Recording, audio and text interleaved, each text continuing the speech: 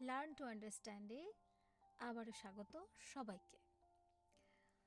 আজকে আমরা নার্সারি এবং কেজি শ্রেণীর শিক্ষার্থীদের পাঠ্য বইয়ে যেই বর্ণমালাগুলো রয়েছে, আমি বলতে চাচ্ছি স্বরবর্ণ, ব্যঞ্জনবর্ণ, এই বর্ণগুলো যখন আমাদের শিক্ষার্থীদের চেনা হয়ে যায়, ঠিক তারপরেই শুরু হয় বর্ণগুলো আসলে বিভিন্ন পরিস্থিতিতে তারা চিনতে পারছে কিনা সেটার একটা চর্চা। তো বিশেষ করে আমরা যখন স্কুলগুলোতে সিলেবাস তৈরি করি, তখন আমরা এই শিশুদের এই শিক্ষাটা টেকসই হলো কিনা, যে বর্ণমালা তারা কোনো কিছু মানে কি বলবো, যে মানে তার বর্ণমালাটা যে কোনো কিছু দেখে চিনতে পারছে কিনা, যে তারা হয়তো শব্দ গঠন করতে শিখেছে সরেয়াতে আম, তো আমটা দেখে সরেয়াটা বলতে পারছে কিনা, এই জায়গাটা আমরা বর্ণমালা শেখার পরপরই ক্লাসগুলোতে আমরা চেষ্টা করি, এবং বাবা মারাও ক্লাসে বাসায় চর্চা করে।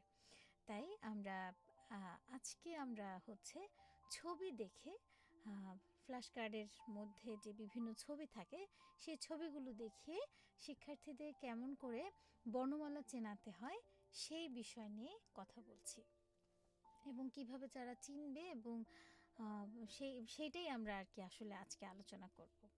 তো আমি আজকে স্বরবর্ণ এবং ব্যঞ্জনবর্ণের, স্বরবর্ণ তো আমরা জানি স্বরবর্ণ কোনগুলো।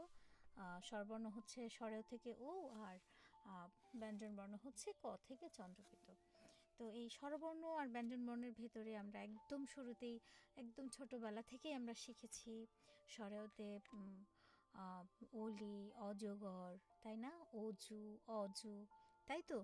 তো আমরা সবসময় যেটা করি, আমরা পাঠ্য বইয়ে যেটা থাকে ঠিক সেটাই শেখাতে থাকি। ঠিক এমনটা না করে যে কোনো পরিস্থিতিতে আমরা যখন, বিশেষ করে বাসায় মায়েরা যখন শেখান, তাদের জন্য আমার আজকের স্পেশালি এই পরামর্শটা, যে শুধু টেক্সট বইয়ে যে পড়াগুলো থাকে তার বাইরেও বাচ্চাকে বাসায় যখন আপনি পড়াবেন, বা আপনার সাথে তো পুরোটা সময় থাকে, স্কুলে থাকে আর কতটুকু 3 পিরিয়ড বা 4 পিরিয়ড শিশুদের, নার্সারি কেজি শিশুরা আসলে এর চেয়ে বেশি, যে স্কুলে হোক না কেন আমার জানা মতে এর চাইতে খুব বেশি হয়তো তারা স্কুলে অন্তত ক্লাস পারপাজে তারা ব্যয় করে না। তো তখন আমরা যেটা করতে পারি, আমরা মূল প্রসঙ্গে ফিরে আসি, ফ্ল্যাশ কার্ডের মাধ্যমে কিভাবে ছবি দেখিয়ে বর্ণমালা চেনানো যায় সেটা নিয়ে।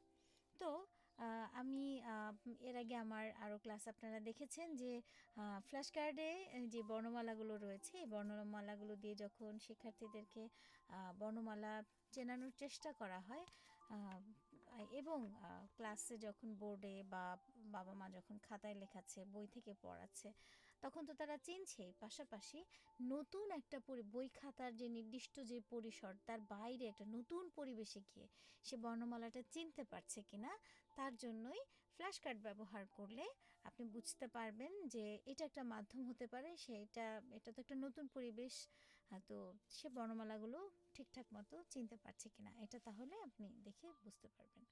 তো আমরা এই যে, যেমন আমার হাতে কিছু ফ্ল্যাশ কার্ড আছে, বিভিন্ন জায়গায় বিভিন্ন রকম কার্ড পাওয়া যায়, এগুলোই যে বাজার থেকে আনতে হবে বিষয়টা এরকম নয়, আমার কাছে এটা আছে।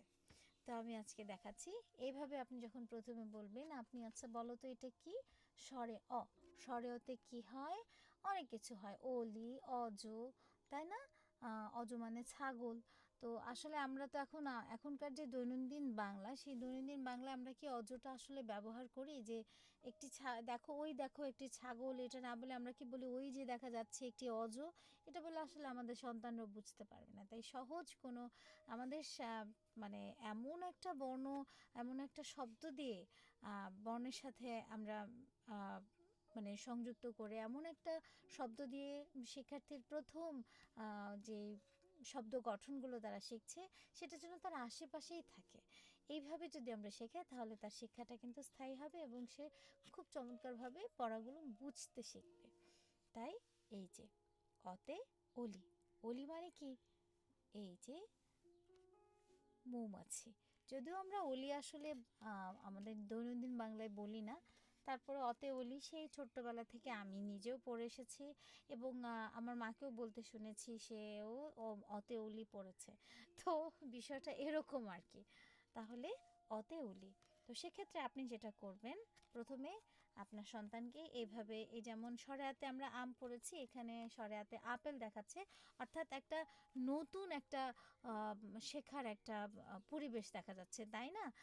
তো দেখা যাচ্ছে আপনি প্রথমে এইভাবে তাকে এই বর্ণমালাগুলো দিয়ে, এই কার্ডগুলোতে যে কোনো কার্ডই আপনি সংগ্রহ করেন, সেই কার্ডগুলোতে যেই ছবিগুলো দেওয়া থাকে রস্যতে উট এরকম শেখাবেন প্রথমে।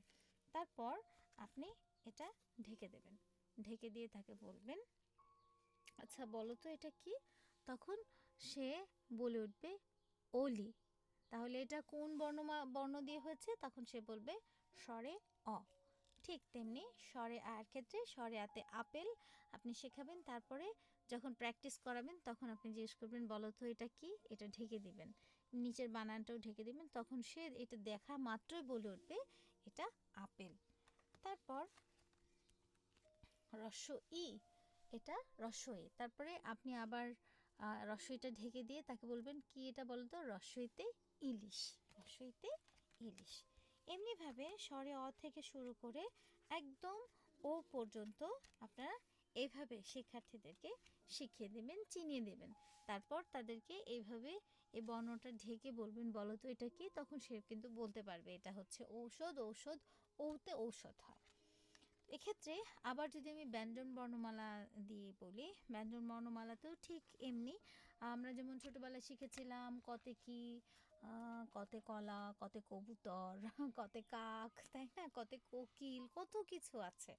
তো সব তো আসলে প্রথমেই শিখিয়ে দেওয়া যায় না, তবে আস্তে আস্তে বাচ্চাদের শব্দ ভাণ্ডারকে আমরা অনেক বেশি সমৃদ্ধ করবার চেষ্টা করব। এক্ষেত্রে আমি ছোট্ট একটু টিপস না দিলেই না। আমি অনেক সময় দেখা যায় যে আমি তো একজন শিক্ষক, অনেক সময় অনেক অভিভাবকের সাথে আমার কথা হয়, তারা বলেন যে মিস সবচেয়ে সহজ যেটা সেটা দেন, তাহলে আমার বাচ্চা শিখতে তা অসুবিধা হবে না, একটু বড় বানান হলে তিনটি বর্ণ দিয়ে বানান থাকলেই তারা একদম মাথা যেন নষ্ট হয়ে যাচ্ছে, তাই কতে কলম শেখানোই হয় না। ঠিক আছে, তো এক্ষেত্রে আমি একটু পরামর্শ দেব। দেখুন যখন তারা পরীক্ষার জন্য বা ক্লাসের জন্য পড়ছে, ওইটা যখন শেখানো হবে তখন ওভাবে শেখান, আর ছোট শেখান, বড় শেখান, বা ক্লাস যেভাবে চলছে সেভাবে শেখান। কিন্তু আপনি যখন ব্যক্তিগতভাবে আপনার সন্তানের সাথে সময় কাটাবেন, তাকে একাধিক বর্ণ এবং বর্ণের সাথে একাধিক শব্দ জুড়ে দিয়ে শেখাতে শুরু করবেন। এতে তার শব্দ ভাণ্ডার ছোট থেকে সমৃদ্ধ হতে থাকবে এবং দেখা যাবে যে আস্তে আস্তে সে যখন 2-3-তে উঠছে, অন্য বাচ্চাদের চাইতে আপনার এই সন্তানটা অনেক বেশি এগিয়ে থাকবে। আমি কি বোঝাতে পেরেছি? নিশ্চয়ই বোঝাতে পেরেছি আমি বলে আশা করি। আর হ্যাঁ, অনেক সময় দেখা যায় অনেক অভিভাবকরা এটা আমাদের বলেন যে মিস আচ্ছা বইয়ে যেটা আছে বা আপনি যেটা পড়াচ্ছেন এটাই কি পড়াতে হবে, এটাই কি পরীক্ষায় লিখতে হবে? আচ্ছা, আহ, যদি কোনো শব্দ গঠন সঠিক হয়, কে কাটবে? পরীক্ষা রিলেটেড কোনো সন্তানকেই তৈরি করার প্রয়োজন নেই। পরীক্ষার গতিতে চলুক। ভাত যেমন খেতে হয়, সামনে এগিয়ে যেতে হলে পরীক্ষা দিতে হবে, এটাকে শিক্ষার্থীর সামনে খুব স্বাভাবিকভাবে তুলে ধরতে শিখুন। তাহলে দেখবেন আপনার সন্তানের পরীক্ষা ভীতি থাকবে না, বরং জানার আগ্রহে, পরীক্ষার ভয়ে যা পড়তো কিন্তু জানার আগ্রহে সে আরও বেশি বেশি চর্চা করতে শুরু করবে, তখন কিন্তু ফলাফলটা অনেক চমৎকার হবে। কি তাই না? এবার আসুন, এই দেখুন ফ্ল্যাশ কার্ড, কতে কবুতর। আমরা ঠিক এভাবে কতে কবুতর, খতে খেলনা, গতে গরু, এই যে গতে গরু, এভাবে করে করে ঘতে ঘড়ি, হ্যাঁ, আমরা দেখাতে থাকবো ওমতে ব্যাং, তারপর চতে চাঁদ, সারা জীবন চন্দ্রবিন্দুতে চাঁদ পড়ে এসেছি, এই যে একটা নতুন চতে চাঁদ দিয়ে দিয়েছে, এটা কি নতুন না? হ্যাঁ, আপনি যদি চন্দ্রবিন্দু দিয়ে চাঁদ শিখে থাকেন, আপনিও কি আপনার সন্তানকে সেই একই পড়াই পড়াবেন? একটু তো চেঞ্জ করা উচিত, তাই না? আর এসব চেঞ্জের জন্য এবং বর্ণমালাকে চেঞ্জ বা আরও অন্যান্য পড়াশোনা চেঞ্জের জন্য সবসময় বিশেষ করে যারা বর্ণমালা শিখছে তাদের জন্য ফ্ল্যাশ কার্ড আমার মতে খুব চমৎকার একটা মাধ্যম। আমি বলবো না যে কোনো বিকল্প নেই, এই ধরনের কথাগুলো আমি বলবো না। অনেক বিকল্প আছে পৃথিবীতে বর্ণমালা শেখার জন্য। তাই আমি বলবো অনেকগুলো ভালো মাধ্যমের মধ্যে একটি চমৎকার মাধ্যম হচ্ছে ফ্ল্যাশ কার্ড ব্যবহার করা। হ্যাঁ, আপনি এখন বলতে পারেন যে আচ্ছা আমরা এই ফ্ল্যাশ কার্ড আমরা কোথায় পাবো, আর সন্তানকে এইভাবে পড়াবো, স্কুলেই তো ভর্তি করে দিয়েছি, সেখানেই তো কারণ আপনি যখন বাসায় সন্তানকে সময় দেবেন সেই সময়টা হবে সবচেয়ে আদর্শ সময়। শিক্ষক তো চেষ্টা করছেন বা করে যাবেন, এটা শিক্ষকের দায়িত্ব, কিন্তু আপনি বা যেসব অভিভাবকরা নিজের সন্তানদের নিজেরা পড়াচ্ছেন বা কারো মাধ্যমে পড়াচ্ছেন, বাসার পড়ার পরিবেশটা হতে হবে চমৎকার। ঠিক আছে? তো তাহলে ফ্ল্যাশ কার্ডের মাধ্যমে কিভাবে বর্ণমালা চেনানোর পাশাপাশি ছবি দেখে বর্ণ চেনা যায় সেটা নিশ্চয়ই বুঝতে পেরেছেন। আমি প্রতিটা বর্ণ ধরে আর বললাম না, কারণ এতে করে আমার ভিডিওটা অনেক বড় হয়ে যাবে, আপনাদের একটু বিরক্তও লাগতে পারে, এত বড় ভিডিও দেখতে আসলে ভালো লাগে না। তবে আমি আমার যে কথাগুলো ছিল যে ফ্ল্যাশ কার্ড কীভাবে ব্যবহার করে আপনার বাচ্চাকে পড়াবেন সেটা কিন্তু আমার ইতিমধ্যে বলা হয়ে গেছে।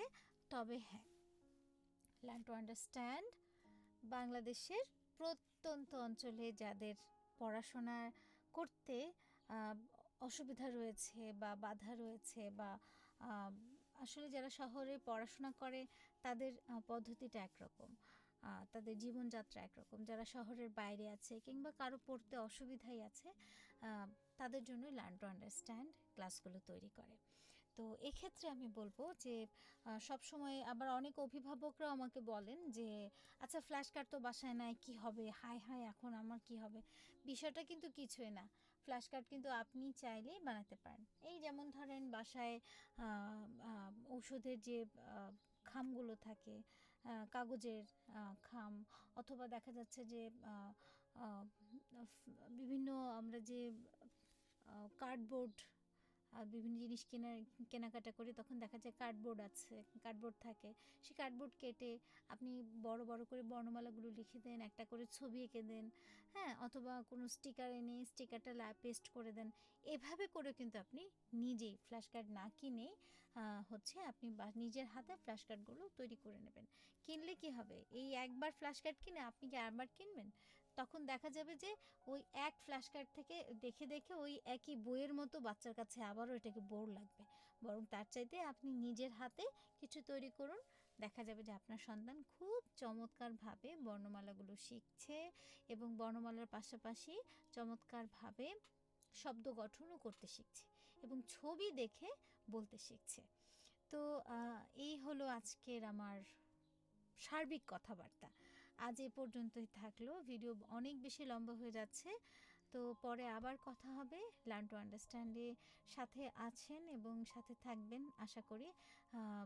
আর প্রত্যন্ত অঞ্চল থেকে যারা আমার এই ক্লাসগুলো দেখে যদি কারো উপকার হয়ে থাকে, সেখানে লার্ন টু আন্ডারস্ট্যান্ডের মূল সার্থকতা। চলুন আমরা সবাই বোধের যত্ন করি, বোধের জন্ম দিই নিজেদের বোধের বা সত্তায়। ভালো থাকি আমরা সবাই মিলে এই বোধের চর্চার মাধ্যমে, সুবুদ্ধি সুচিন্তার মাধ্যমে আমরা আমাদের নতুন প্রজন্মকে সঠিক বোধ নিয়ে জন্মাতে বা এগিয়ে যেতে সহযোগিতা করি। এই না এই ছোট্ট কথাগুলি লার্ন টু আন্ডারস্ট্যান্ড তাদের হৃদয়ে ধারণ করে। আজ এ পর্যন্তই, বাই বাই।